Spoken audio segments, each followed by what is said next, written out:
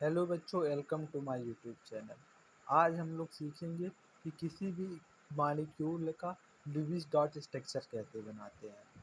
Lewis dot structure बनाने के लिए सबसे पहला काम क्या होता है, आप जिस भी एटम का मॉलिक्यूल का लुईस डॉट स्ट्रक्चर बना रहे हैं, उनमें जो भी एटम है उनके बैलेंस शेल में कितने इलेक्ट्रॉन हैं आपको जानना ज़रूरी रहता है।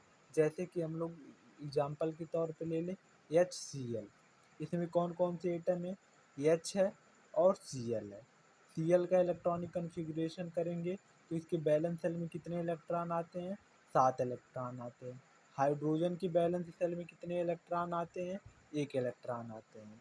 कोई भी एलिमेंट बॉन्ड क्यों बनाता है, क्योंकि वह अपना ऑक्टेट या डुप्लेट पूरा करना चाहता है। तो हाइड्रोजन के पास कितने इलेक्ट्रॉन है, 1 इलेक्ट्रॉन होते हैं। यानी कि वो अपना क्या पूरा करना चाहता है, डुप्लेट पूरा करना चाहता है। डुप्लेट क्यों पूरा करना चाहता है, क्योंकि वह स्टेबल हो जाए।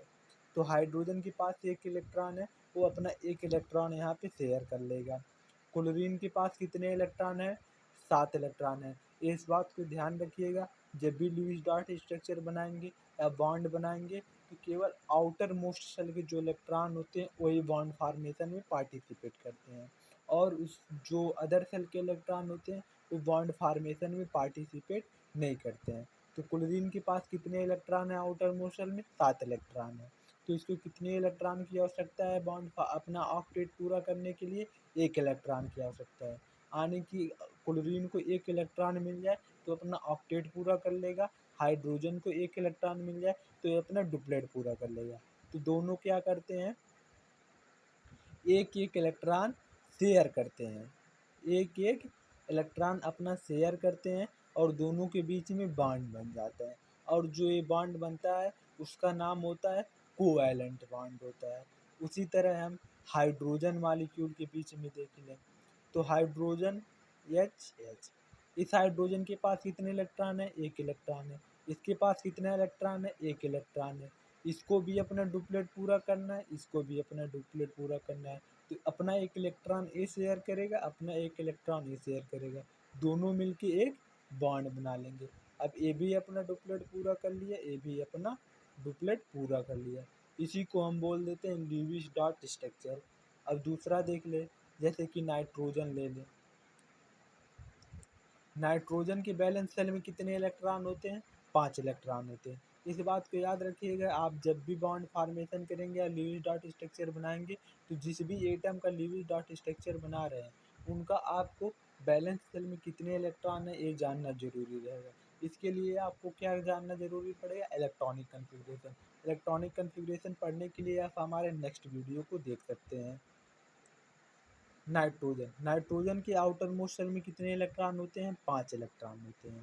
यानी कि इसको 3 इलेक्ट्रॉन और मिल जाए तो ये अपना ऑक्टेट पूरा कर सकता है। ऑक्टेट पूरा कर लेगा तो क्या हो जाएगा, स्टेबल हो जाएगा। नाइट्रोजन नाइट्रोजन इसके पास 5 वैलेंस इलेक्ट्रॉन है, इसके पास भी 5 वैलेंस इलेक्ट्रॉन है। तो इनको 3 इलेक्ट्रॉन मिल जाए, इसको 3 इलेक्ट्रॉन मिल जाए तो ये दोनों क्या कर लेंगे, अपना ऑक्टेट पूरा कर लेंगे।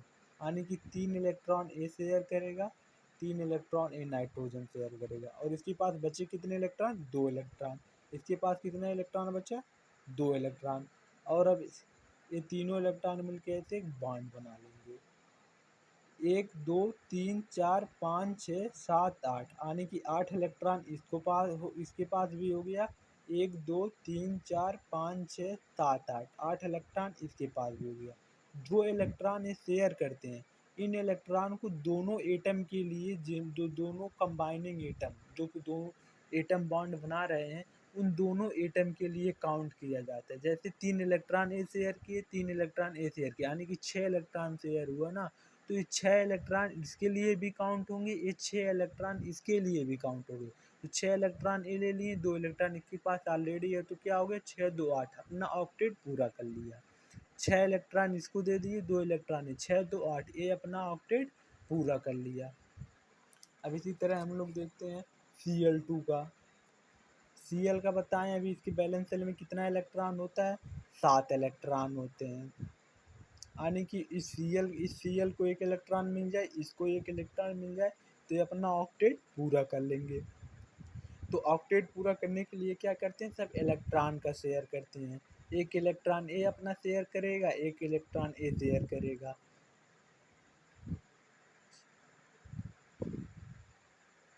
और दोनों क्या करेंगे, बॉन्ड बना लेंगे। कौन सा बॉन्ड बन गया, इसको जो बॉन्ड बनता है इसका नाम होता है कोवैलेंट बॉन्ड। मतलब जो बॉन्ड शेयरिंग इलेक्ट्रॉन के शेयरिंग के द्वारा बनता है उसी को कोवैलेंट बॉन्ड बोलते हैं। चलिए अलग टॉपिक हमारा बाद में बात करेंगे, लेकिन इन दोनों ने बॉन्ड बना लिया। अब इसके पास कितने इलेक्ट्रॉन हो गए, 1 2 3 4 5 6 7 8, यानी कि अपना ऑक्टेट पूरा कर लिया। इसके पास कितने इलेक्ट्रॉन हो गए, 1 2 3 4 5 6 7 8, यानी कि ये भी अपना ऑक्टेट पूरा कर लिया।